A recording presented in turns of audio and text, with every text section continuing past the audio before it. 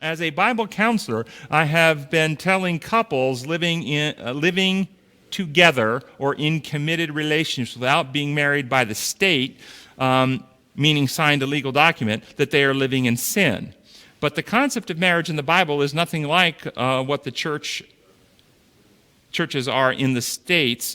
The churches in the States are practicing today. From my understanding, please correct me if I'm wrong, Bible man and wife is simply two consenting adults committing themselves to each other, or the parents or guardian giving their daughter.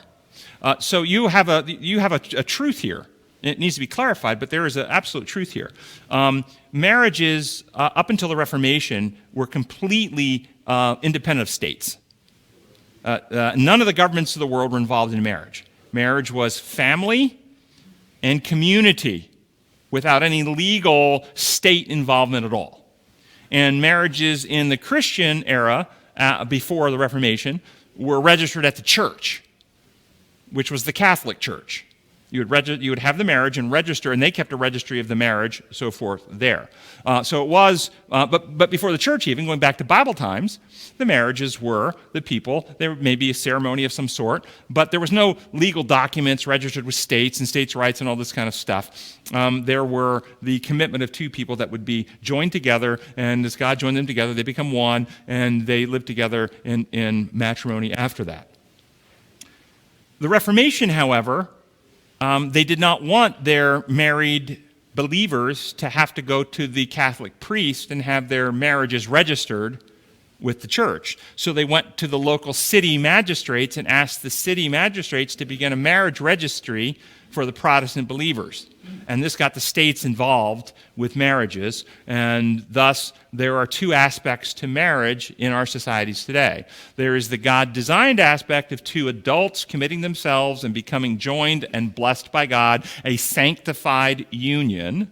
And then there is a legal union that happens when the state, you do the proper paperwork and you get the state to recognize, and that brings certain legal rights, like you can potentially get citizenship, you can have inheritance rights, you have next of kin rights, and many other legal rights that come with that. But that may not be blessed of God at all. That may not be sanctified at all. Back when there was a big debate in our country over same-sex marriages, many Christians got bent out of shape about this, and you just had to separate the two. Two issues got merged: God's design, holy matrimony, two becoming one, and state rights. Okay, states can make things legal. States cannot make things holy or blessed. Okay? And so I leave people free to decide on the same-sex one, whether God blesses and makes holy or not. I don't get into that argument. I just make the point that the states making it legal has no bearing on what God does.